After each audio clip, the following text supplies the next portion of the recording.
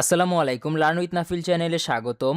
আজকে এইচটিএমএল সিরিজের পার্ট 16 আমরা দেখতে চলেছি এইচটিএমএল এ ইমেজটা কিভাবে কাজ করে। তো চলুন কথা না বাড়িয়ে ভিডিওটি শুরু করা যাক। আমি এখানে কোড এডিটর হিসেবে ভিএস কোডটাকে ওপেন করে নিয়েছি এবং বাম সাইডে আমাদের আগের যতগুলো ক্লাস হয়েছে সবগুলো ক্লাসের ফোল্ডার এবং ফাইলগুলো রাখা আছে। তো আজকে যেহেতু পার্ট 16 এর জন্য আমি একটি ফোল্ডার ক্রিয়েট করে নিচ্ছি। ফোল্ডার ক্রিয়েট করার পর এবার এর মধ্যে আমি একটি ফাইল ক্রিয়েট করে নিচ্ছি index.html বলে। ফাইলটি ক্রিয়েট করে নেওয়ার পর এবার এর মধ্যে আমি আমাদের যে HTML এর বেসিক স্ট্রাকচারটা আছে সেইটাকে একটু নিয়ে আসি। নিয়ে আসার পর এইখানে আমি টাইটেল ট্যাগের মধ্যে পার্ট 16 এইটা একটু লিখে দিই। দেওয়ার পর আমি যদি এখানে রাইট ক্লিক দিয়ে এবার একটু ওপেন উইথ লাইভ সার্ভার এটাকে ওপেন করে নিই, তাহলে আপনারা দেখতে পাচ্ছেন আপাতত কিচ্ছু নাই।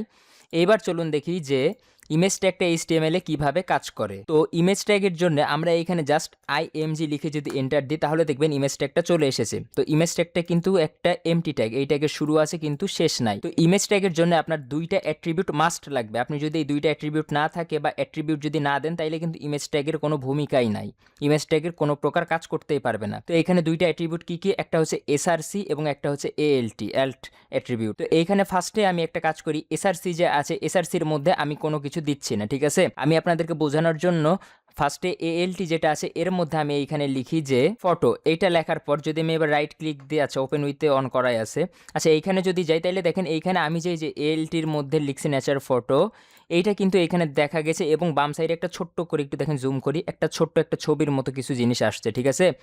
তাহলে এইখানে বিষয়টা এমন হবে যে আমরা যখন আমাদের ওয়েবসাইটে কোনো প্রকার ছবি দেখাতে পারবো না, মানে ছবি দেখাইতে ফেইল হবে, দেখা গেল কোনো কারণে ছবিটা লোড হচ্ছে না বা ছবিটা যেই জায়গাতে আছে আমরা সেই জায়গা থেকে সেটাকে লিঙ্ক করতে পারতেছি না, তখন আপনি এই যে alt যে অ্যাট্রিবিউট আছে এর মধ্যে যেই লেখাটা দেখাবেন সেই লেখাটা এখানে শো করবে। তাহলে কি হবে, যখন ভিজিটর ওয়েবসাইটে ভিজিট করবে তখন যদি কোনো কারণে ইমেজটা লোড না হয়, যে কোনো কারণে লোড না হতেই পারে, তো লোড যদি না হয় তাইলে সেই টাইমে এইখানে যেই লেখাটা লেখা থাকবে alt অ্যাট্রিবিউটের মধ্যে যে লেখাটা আছে এই লেখাটা এখানে তখন শো করবে। তাহলে তখন ভিজিটর বুঝতে পারবে যে আচ্ছা এইখানে তাইলে এই যে একটা যে কোনো রকমের একটা হয়তো ফটো ছিল সেটা কোনো কারণে লোড হয় নাই, তো এখানে কি রিলেটেড ফটো ছিল, নেচারের একটা কোনো ফটো ছিল, ঠিক আছে, প্রাকৃতিক কোনো দৃশ্যের হয়তো একটা ছবি ছিল, সেটা এখানে বোঝাচ্ছে। এইবার আসেন দেখি এসআরসির মধ্যে আমি অলরেডি আগে থেকে আমাদের যে HTML ইমেজেস নামে যে ফোল্ডারটা আছে এই ফোল্ডারের মধ্যে আমি অলরেডি একটা ইমেজ রেখে দিয়েছি, যে এর আগের ক্লাসের ইমেজটাই নিয়ে এসে রেখেছি।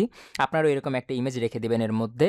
তো তারপরে আমি ইমেজটাকে দেখানোর জন্য কি করব, এই যে এসআরসি যে অ্যাট্রিবিউটটা আছে এই অ্যাট্রিবিউটের মধ্যে গিয়ে আমি জাস্ট লিখব এই যে আমার এই ইমেজটার নাম কি, photo.jpg, ঠিক আছে। আমি যদি এখানে ফটো লিখি, এই যে photo.jpg লিখলে কিন্তু সাজেস্ট করতেছে, এখানে ক্লিক দেন, এবার Ctrl+S দেন, দেওয়ার পরে এইখানে যদি যাই দেখেন ইমেজটা কিন্তু আমার এখানে চলে আসছে, ঠিক আছে, এই ছবিটা চলে আসছে। আমরা চাইলে এটাকে উইথ হাইট দিয়ে কমাইতে পারি। আমি যদি এইখানে একটা কাজ করি, উইথ দিয়ে এখানে ধরেন 100 পিক্সেল, তাহলে এটা কিন্তু অনেকটা ছোট হয়ে যাবে। দেখেন এই যে কতটুকু ছোট হয়ে গেছে, ঠিক আছে। এই সাইডে ওপরে কেন ফাঁকা দাগ আছে, বামে কেন ফাঁকা দাগ আছে, এগুলো আমরা যখন সিএসএস শিখবো তখন এগুলো ইনশাল্লাহ দেখাবো, আপনাদেরকে শেখাবো। এই যে দেখেন ইমেজটা কিন্তু অনেক ছোট হয়ে গেছে, ঠিক আছে। এই যে 100% যদি রাখি তাহলে এই যে অনেক ছোট হয়ে গেছে, 100 উইথ হয়ে গেছে। আপনি এখানে চাইলে আরও বাড়াইও দিতে পারেন, আমি ধরেন 300 পিক্সেল দিলাম, 300 পিক্সেল দিলে যে একটু বড় হইলো। এইভাবে আমরা হচ্ছে ইমেজটা দেখাইতে পারি। হ্যাঁ, এখন বিষয় হলো এই যে ইমেজটা আমরা দেখাচ্ছি এই ইমেজের কিন্তু আপনার অনেকগুলো ক্যাটাগরি থাকে, মানে বিভিন্ন রকম ভাগ আছে। যেমন কোনো ইমেজ থাকে .jpg আকারে, ঠিক আছে, কোনো ইমেজ থাকে আপনার .png, আবার কোনো থাকে জিফ আকারে থাকে, ঠিক আছে। আপনি যদি এখানে জিফ লিখেন যে জিফ ইমেজেস এরকম লিখলে দেখবেন যে অনেক ওয়েবসাইট পাবেন, এগুলো থেকে আপনি নিয়ে আসতে পারবেন। এগুলো হচ্ছে অ্যানিমেশন টাইপের একটা ইমেজ। আমি যদি যে জিফি এইটাতে যাই একটু গেলে এই যে এক্সপ্লোর ইমেজেস জিপস অনেক আপনি এখানে দেখতে পাবেন। আমি যদি এইখান থেকে মনে করেন এই যে এটাকে নিয়ে নিই, তো ডাউনলোড হওয়ার পর আমরা যদি এবার একটু আমাদের ভিএস কোডটাতে যাওয়ার পরে মনে করেন আমি নতুন করে আর একটা আইএমজি ট্যাগ নিলাম, নেওয়ার পর এসআরসির মধ্যে দেখেন আমার কি হয়েছে, এখানে এই যে জিফি নামে একটা কিন্তু অলরেডি ফাইল আছে, এটাকে আপনারা রিনেম করে যে কোনো নাম দিতে পারেন, দিলাম। দেওয়ার পরে এখানে আমি দিতে পারি যে জিফ ইমেজ, ঠিক আছে, এটা দিয়ে রাখলাম এলটির মধ্যে। এবার যদি আমি একটু ওয়েবসাইটে এসে দেখেন এই যে এটা দেখছেন অলরেডি কিন্তু অ্যানিমেশন টাইপের একটা, হ্যাঁ, অ্যানিমেটেড হচ্ছে এইটা। তো এইটাই হচ্ছে আমাদের মেইনলি ইমেজ ট্যাগের কাজ, বা এইভাবে আমরা একটা ওয়েবসাইটে ইমেজ দেখাতে পারি। এই লাস্টে আপনাদেরকে আর একটা ছোট্ট জিনিস দেখে, যেটা আমি যদিও ফাইল পাতার একটা ভিডিও হবে সেটাতে আমি দেখাবো। তো দেখেন আমাদের এইখানে কি, এই যে দেখেন ফলো করেন কার্সরটা HTML ইমেজেস বলে একটা ফোল্ডার আছে, এই ফোল্ডারের মধ্যে আমি index.html টাকে রাখছি, আবার ডিরেক্ট এইখানে জিপ ইমেজটাকেও রেখেছি, সেই সাথে জেপিজি ইমেজটাকেও রেখেছি। হ্যাঁ, তো এইভাবে না রেখে আমরা চাইলে একটা কাজ করতে পারি, যে HTML যে ইমেজেস আছে এর মধ্যে আমরা একটা ফোল্ডার ক্রিয়েট করতে পারি, যেটার নাম দিতে পারি ইমেজেস বা IMG নামে, ঠিক আছে। এরপর এই জিফটাকে টেনে এর ভিতরে ঢুকায় দেবো, এই যে মুভ করে দিব।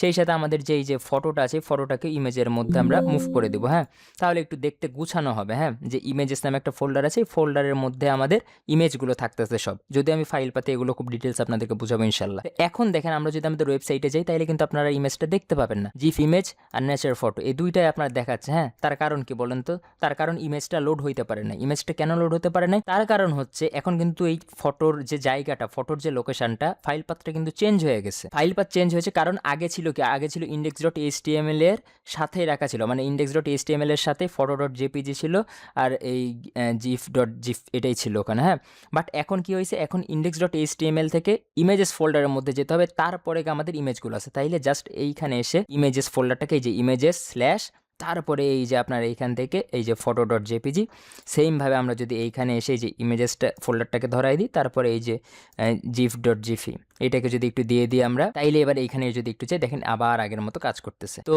আজকের এই ভিডিওটা এই পর্যন্তই ছিল। এইভাবে আমরা একটা ওয়েবসাইটে কিন্তু আমরা ইমেজকে দেখাইতে পারি, জিফ অ্যানিমেশন যে ছবিগুলো আছে সেগুলো দেখাইতে পারি। তো পরবর্তী ভিডিওতে আর একটা নতুন টপিক নিয়ে ভালো হবে। সেই পর্যন্ত সকলে ভালো থাকবেন। আর আমাদের ক্লাসগুলো কেমন লাগতেছে অবশ্যই ভিডিওর কমেন্টে জানাবেন। আর আমাদের এই কোর্সের প্রত্যেকটা কোড কিন্তু গিটহাবে রিপোজিটরি আকারে আপলোড করা আছে। সো সব কিছুর লিঙ্ক কিন্তু আপনারা ডিসক্রিপশনে পেয়ে যাবেন। তো আপনারা চাইলে এই কোডগুলো ডাউনলোড করে নিজেরা প্র্যাকটিস করতে পারেন। তো পরবর্তী ভিডিওতে অন্য একটা টপিক নিয়ে কথা হবে। সেই পর্যন্ত সকলে ভালো থাকবেন। আসসালামু আলাইকুম।